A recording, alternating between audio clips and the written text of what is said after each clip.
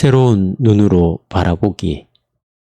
이 중요한 내용을 설명하기 위해 도셋에 있는 캠포드 학교에서 발견된 의문의 돌덩어리 이야기를 소개하려고 한다. 이 학교는 시골 영주의 저택을 매입해서 교육 용도로 개조해 1923년에 설립되었다. 이 집은 원래 헨리 레이아드 경의 소유였는데 그는 메소포타미아의 고대 유적지를 발굴하는 데 많은 시간을 보낸 빅토리아 시대의 유명한 고고학자로서 1845년에 잃어버린 니누의 시를 발견한 사람이다. 그런데 이 집을 학교로 개조하다가 한방에서 거대한 돌덩어리들을 발견했다. 학교 경영진은 이 돌들을 어떻게 처리해야 할지 몰랐다. 한동안 그 돌덩이 가운데 하나를 학교의 다트판을 세워놓는 데 사용했다. 그러다가 결국에는 학생들에게 음료와 과자를 파는 매점으로 옮겼다. 그런데 1994년에 레이아드에 대한 책을 연구하던 콜롬비아 대학교의 미술사 교수 존 러셀이 캠포드 학교를 방문하게 되었다.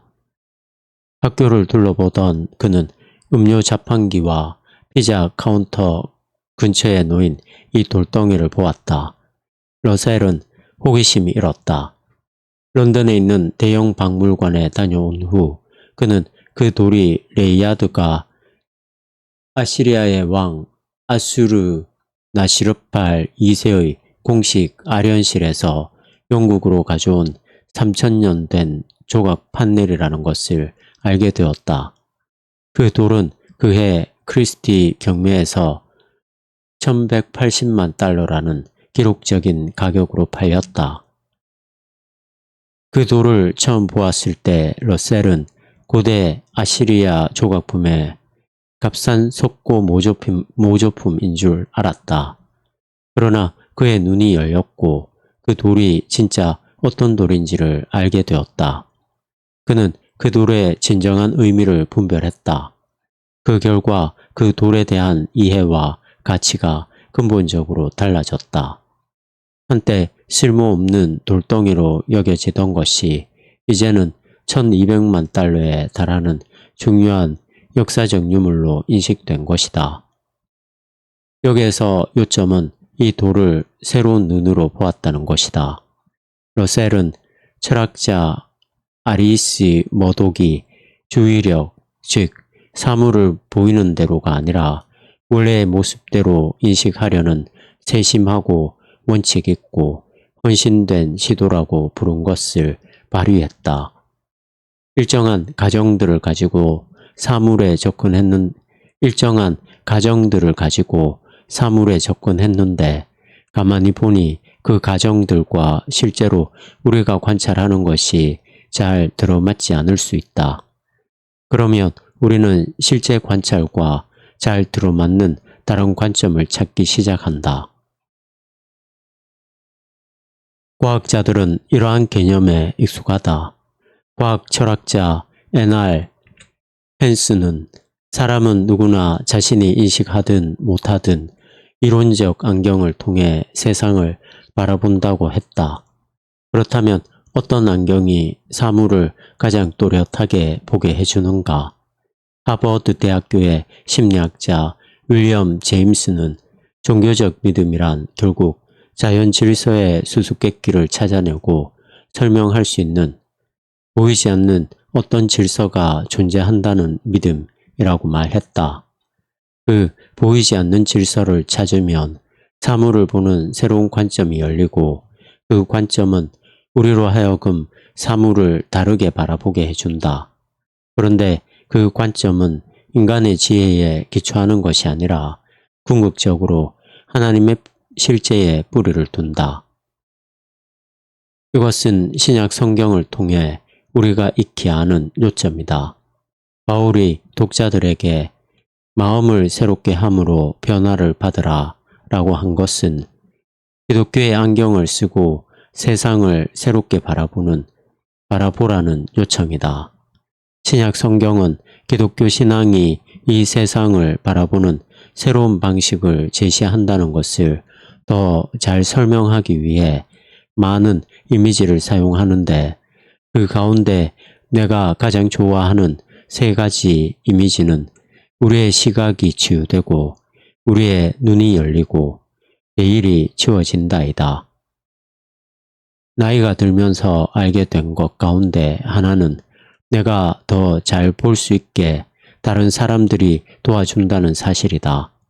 그들은 내가 놓친 것을 지적해준다. 그리고 내가 틀렸을 때 바로 잡아주기도 한다. 기독교가 개인의 신앙이 아닌 그룹의 신앙이라는 사실이 중요하다. 다른 사람들이 기독교의 풍경을 탐험하게 우리를 도와주기 때문이다.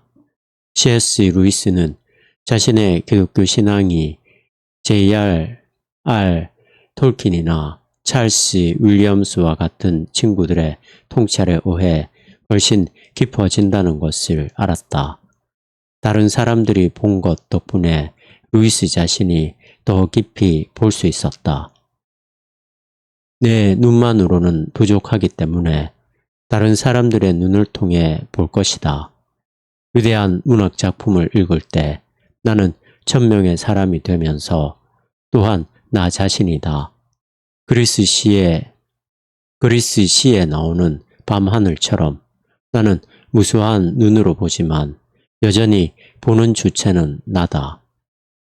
내가 가장 좋아하는 믿음의 풍경 탐험에 대한 묘사는 앞에서 살펴본 다시 찾아간 브라이즈 헤드의 저자 이블린 워의 글이다. 1930년에 갑작스럽게 기독교로 회심한 워는 친구에게 쓴 편지에서 어떻게 자신의 새로운 신앙이 처음으로 세상을 제대로 보게 해주었는지 설명했다.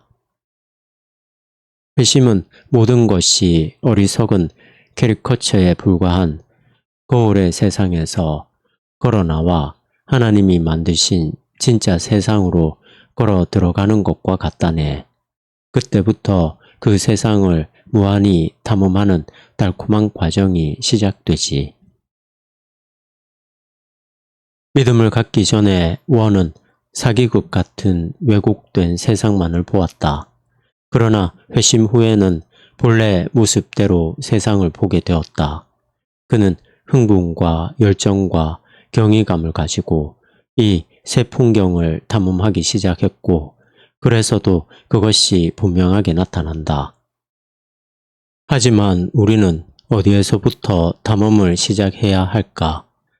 그 세 개의 주요 특징들을 어떻게 찾아갈까? 기독교 신앙을 이해하는데 특별히 도움이 되는 답이 하나 있다. 풍경을 탐험하고 싶다면 지도가 있어야 한다.